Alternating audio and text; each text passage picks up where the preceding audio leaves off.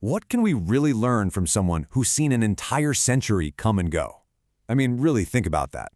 Today, we're diving into the incredible wisdom of Sal, a 106-year-old man, to see if we can uncover his secret to a truly happy life.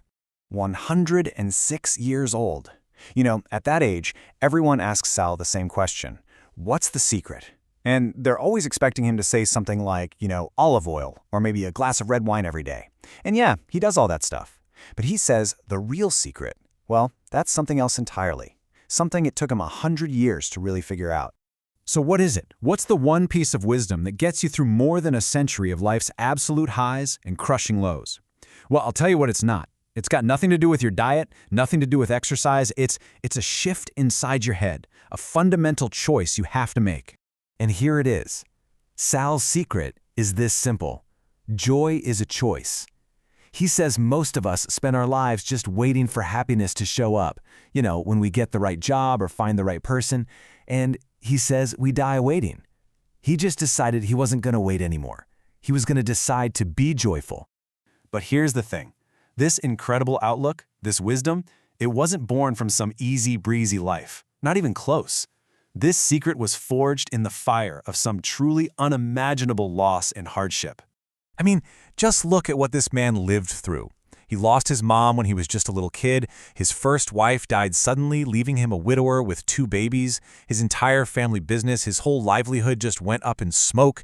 And just last year, at 105, he lost his second wife. So when he talks about happiness, this is wisdom that has been earned. And through all of that, he learned his first huge lesson. He says, hard times don't have to make you hard. You get to choose what they make you. He realized that while pain is going to happen. It's inevitable. But becoming bitter and hard because of it, that's not. You always have the power to choose how you respond. So how did he actually learn that? Let's dig into the story behind the first great tragedy of his adult life, the death of his wife, Anna Maria, and the stark choice it forced him to make. For about half a year after she died, he was just consumed by rage. He told me he was the angriest man in Brooklyn. He'd yell at customers, snap at his family. He couldn't eat, couldn't sleep, and his own kids, who'd just lost their mother, were now terrified of their own father. And then came the moment that just changed everything. His little girl, she was only 5, came up to him crying and asked him, "Papa, why are you so mad? Did I do something wrong?" And that one simple, heartbreaking question just shattered his anger. It forced him to really look at the man he was becoming.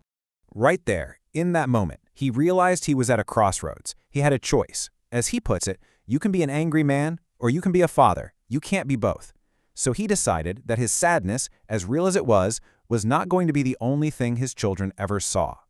He chose to honor his wife's memory by being the man she fell in love with, a man who could still make his kids laugh. So that choice, to be a father first, really defined the next chapter of his life. But then, after nearly 40 years completely alone, love found him again, and with it came another powerful lesson, this time about ignoring what other people think. Just picture this. He's 70 years old. He goes to a church potluck, he admits, mostly for the free lasagna, and he sees this woman laughing from across the room. Her name was Gloria. He said her laugh was the most beautiful thing he'd heard in 40 years. But you have to remember, this was 1990 in Brooklyn. An old Italian man and a black woman, as a couple, they faced a ton of pressure. The whole neighborhood stared and whispered. And the worst part?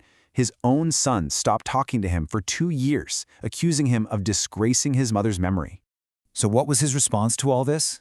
Well, he'd already learned how precious happiness was, and he wasn't about to let other people's opinions steal it from him. He chose love. He chose laughter. And he famously said, "I'm 70 years old. I found someone who makes me laugh. If the neighborhood doesn't like it, the neighborhood can go to hell." And that right there became his second great lesson. Stop caring what other people think. Their opinions can't actually hurt you. The only person who can hurt you with them is yourself, by choosing to believe they matter more than your own happiness. All right, so this brings us to his final and maybe his most practical lesson. He's chosen to survive hardship. He's chosen to defy judgment. So how does he actually find happiness, on a normal Tuesday? When you ask him what makes him happy today, he doesn't list off big, grand things. It's the coffee in the morning, The taste of a really good piece of bread, the sunlight coming through the window, a phone call from his great-granddaughter. This, he says, is the secret inside the secret. He's the first to admit he could have been this happy at 30 or 40 or 50, but he was too busy chasing things he thought he needed. He was walking right past all these little, simple joys every single day. The secret isn't to get more things, it's just to open your eyes and see the good things you already have. He calls this practice gratitude, and his metaphor for it is just perfect. He says it's not some passive feeling that just happens to you. No, he says gratitude is like a muscle. You have to actually exercise it, work it out every single day for it to get stronger. So where does that leave us? What can we take from all this 100-year-old wisdom and actually apply to our own lives, like tonight? Well, Sal makes it incredibly simple. His advice is this simple. Tonight, just sit down for a minute, just look around the room you're in, and find 3 small things you're grateful for. Seriously.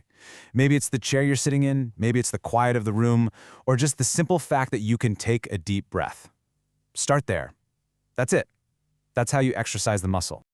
After 106 years of loss and love and learning, Sal's final takeaway is this: life is beautiful, not perfect. Beautiful. It's full of pain, it's full of hard times, for sure. But it is, in spite of all of that, beautiful. The secret, then, isn't to wait for a perfect life. It's to choose to see the beauty in the life that's already here.